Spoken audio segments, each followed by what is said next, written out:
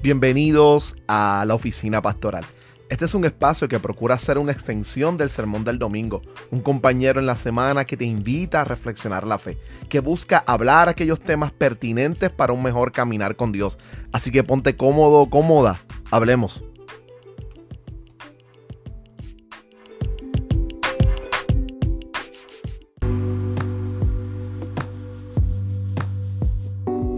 Bienvenidos a un programa más de tu Oficina Pastoral.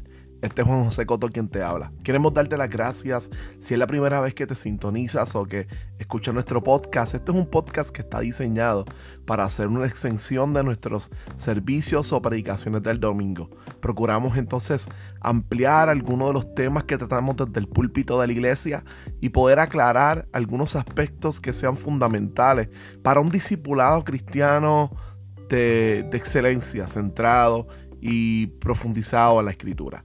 Hemos estado trabajando el tema del Espíritu Santo y es que estamos en una serie principalmente mirando aquellos textos bíblicos donde nos muestran no solamente la persona, sino también la obra del Espíritu Santo. En el primer podcast o el podcast pasado estuvimos hablando sobre la persona del Espíritu Santo y como un elemento introductorio nos acercamos a la realidad de Él como persona. Hoy queremos enfocarnos un poco en su obra y vamos a iniciar mirando un poco la obra del Espíritu Santo, específicamente experimentada por el creyente como mediador o como aplicador de las verdades fundamentales del Evangelio. Cuando miramos al Espíritu Santo, en muchos contextos solamente se trata de definirlo como una experiencia. Cuando se habla de la obra del Espíritu Santo, las personas se enfocan solamente en una experiencia, en un aspecto de alegría o de sentir una fuerza externa, y eso ha llevado principalmente a la despersonificación del Espíritu Santo. Ahora, cuando nos acercamos a la Escritura, nos damos cuenta que aunque esa parte experiencial nuestra de sentir la paz, de sentir la alegría, de sentir la presencia de Dios por medio del Espíritu Santo es fundamental e importante, no es la única obra del Espíritu Santo, e ignorar el resto de sus acciones es sumamente triste y doloroso para la iglesia. Es algo que no nos podemos dar el lujo de hacer, el hecho de olvidar la labor del Espíritu Santo. Así que en breves minutos simplemente acompáñame a observar, tal vez enfocándonos en la obra del Espíritu Santo, en cómo de nuevo aplica las verdades del Evangelio y las bendiciones del Evangelio logradas por Cristo en nosotros los creyentes. Cuando nos referimos a las obras logradas por Cristo en el Evangelio para beneficio de los creyentes, nos estamos refiriendo a un concepto teológico que la iglesia ha utilizado por siglos y es el que se llama Ordo Salutis. Ordo Salutis, un término latín que significa el orden de la salvación. Y lo que se busca es simplemente explicar de forma lógica cómo o qué es lo que va sucediendo a una persona que es pecadora, que definitivamente en su corazón no hay un deseo de buscar a Dios, pero que la gracia de Dios le ha alcanzado. Nos referimos a lo que le ocurre a una persona cuando su corazón, sus ojos son abiertos para ver la belleza de Jesús muriendo por nuestros pecados en la cruz, la grandeza de la salvación. Así que a eso que la iglesia le ha llamado Ordo Salutis, ha proclamado que es planificada por Dios, orquestada por Dios Padre, ejecutada, lograda, alcanzada por la obra fundamental de Jesucristo, específicamente su muerte y resurrección, y que es aplicada a nosotros los creyentes por medio del Espíritu Santo. Es el Espíritu Santo el encargado de hacer real en nuestros corazones la verdad y los beneficios que Cristo logró por nosotros en la cruz del Calvario. Y en ese Ordo Salutis, el primer aspecto que miramos es la regeneración. Y es porque el ser humano es pecador y se le imposibilita totalmente por su condición y su naturaleza caída de poder comprender y entender las verdades de la fe, las verdades del Evangelio. Por lo tanto, necesitan nacer de nuevo para poder colocar su fe en Cristo Jesús. Cuando nosotros miramos un pasaje como Juan capítulo 3, hay una escena donde Jesús está dialogando con un principal, un líder fundamental del judaísmo del primer siglo, Nicodemo, una persona docta o bastante educada en la ley, se acerca a Jesús y le pregunta sobre cómo puede obtener la vida eterna. Él reconoce que Jesús proviene del Padre y las señales y los milagros apuntan a que Jesús es alguien especial, y él trata de preguntarle cómo puede ser salvo, y Jesús le responde que tiene que nacer de nuevo, y Nicodemo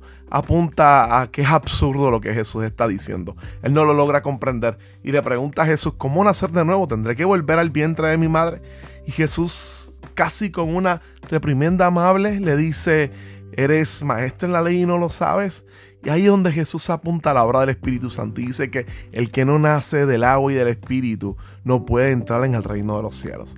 Así que el primer aspecto que Jesús apunta es que la realidad de nacer de nuevo es una obra fundamental del Espíritu Santo. Nosotros nos encontramos muertos en delitos y pecados, y la única manera de poder vivir a la nueva realidad, a la nueva criatura, a la nueva verdad que tiene Dios para nosotros, es que el Espíritu Santo transforme y cambie nuestras vidas y nos haga pasar de la muerte a la vida. Solo el Espíritu Santo puede hacer esa realidad en nosotros. No es una acción que nosotros hacemos por nuestras propias fuerzas. Una vez entonces el Espíritu nos ha dado vida, nos capacita para escuchar, para estar atentos, para creer al Evangelio. Por lo tanto, después de esa regeneración o de ese nuevo nacimiento o de ese darnos vida para poder escuchar el Evangelio y tener fe en Cristo Jesús, viene exactamente eso: la fe.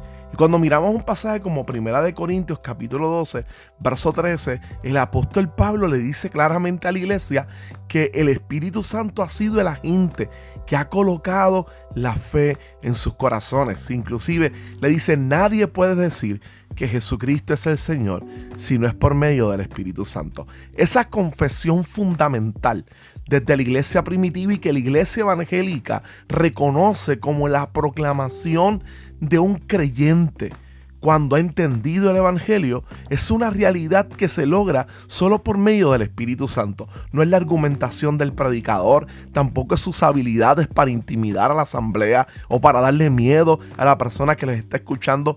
No es el miedo a la muerte, tampoco es ofrecerle un cielo tan deleitoso que las personas quieran estar ahí y por eso acepten a Jesús. No, la realidad es que el confesar que Jesús es mi Señor y que por lo tanto mi vida depende profundamente de Él, que Él es el Señor y Rey de todas las áreas de mi vida, es una verdad que solo el Espíritu Santo puede hacer en cada uno de nosotros. ¿Por qué? En el primer siglo era sumamente fácil poder responder a eso, declarar que Jesús Cristo es el Kyrios, que Jesucristo es el Señor.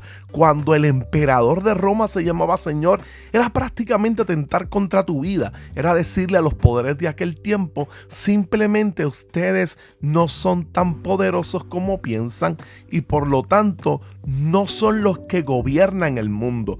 Yo proclamo que el gobernador, el rulers, el rey, el gobernador del mundo es el Señor Jesucristo y por lo tanto me debo completamente a Él. Sigue siendo difícil hoy en día, específicamente cuando hay muchos señores que pelean por nuestro servicio. Nos colocamos nosotros mismos como señores de nuestra vida, colocamos el trabajo, colocamos el dinero, el éxito, la afiliación política, mi perspectiva personal. Solo el Espíritu Santo logra entonces derrumbar todos esos señores y dejar solo en pie a Jesucristo y hacer que mi fe se coloque única y exclusivamente en aquel que verdaderamente puede salvarme, en Jesús, nuestro Señor y Salvador. Así que la Escritura entonces nos va a decir que la fe es colocada en el creyente por medio del Espíritu Santo. Así que no solamente la fe, una vez colocas la fe en Cristo Jesús, si tienes fe, una vez el Espíritu Santo ha hecho que nazca la fe en nuestros corazones, la Escritura va a decir que hemos sido justificados por la fe. Por lo tanto, se comprende en esa misma línea argumentativa que el acto de justificación también es una obra que está haciendo el Espíritu Santo en nuestros corazones. corazones, a nivel de que ha colocado una fe para que podamos ser justificados en Cristo Jesús. Y así de igual manera, no solo adquirimos la justificación, sino que también apuntamos a la santificación como una obra del Espíritu Santo. Los textos de la Escritura están llenos completamente de cómo el Espíritu Santo es el santificador de la iglesia. Primariamente la idea de que el Espíritu tenga como parte de su nombre un adjetivo que lo identifica. Él es el Espíritu Santo y por lo tanto es quien santifica a los creyentes. Hay dos maneras de poder acercarnos a esto y una de ellas es lo que se ha conocido como la santificación pasiva. Cuando miramos la carta del apóstol Pablo a los Corintios, nuevamente vemos que esta es una iglesia llena de pecado, de inmoralidad, con una gran cantidad de batallas y luchas. Sin embargo, Pablo le llama a cada uno de los creyentes que están en esa iglesia a los santos en Cristo Jesús. ¿Y por qué les puede llamar santos? Porque parte de la obra que el Espíritu Santo hace en nuestros corazones, una vez ha puesto en nosotros fe para creer en Cristo Jesús y nos ha sacado de las tinieblas a la luz admirable, ese acto nada más de estar en Cristo Jesús, gracias a la justificación por la fe, es un acto de santificación. Ya el pecado no es quien nos controla y nos domina, sino que ahora estamos en el señorío de Jesucristo. Y eso es separarnos para Jesús y unirnos a Él. Ese acto de santificación no es algo que nosotros hacemos, no es algo que nosotros con nuestras propias fuerzas y habilidades podemos hacer, es algo que solo el Espíritu Santo en su inmensa bondad, en la inmensidad de su gracia, opera en cada uno de los creyentes. Lo segundo es la santificación entonces activa, y es en la medida en cómo el creyente va comprendiendo la verdad del Evangelio y el Espíritu Santo, y esto es importante, lo va empoderando para que pueda vivir a la altura de los valores de Cristo Jesús. Así que, como hemos visto en este episodio, el Espíritu Santo es mucho más que simplemente una experiencia. Es mucho más que simplemente unos cabellos erizados o sentirme alegre o feliz. El Espíritu Santo hace un rol significativo en la salvación de cada uno de los que adoramos y exaltamos el nombre de Jesús. Así que, ¿qué tal vez si repasas esto, si piensas bien, si vas en oración a darle gracias a Dios por la inmensa obra del Espíritu Santo en nuestras vidas? Reconociendo su labor, podremos con mucha firmeza estar conscientes de la importancia de nuestra relación con Dios en Cristo por medio de su Espíritu Santo. Esto es un episodio más de la Oficina Pastoral. Nos vemos la semana que viene explorando un poco más aquellas obras del Espíritu Santo ahora con la iglesia. Así que Dios te bendiga, Dios te guarde. Nos vemos en el próximo episodio.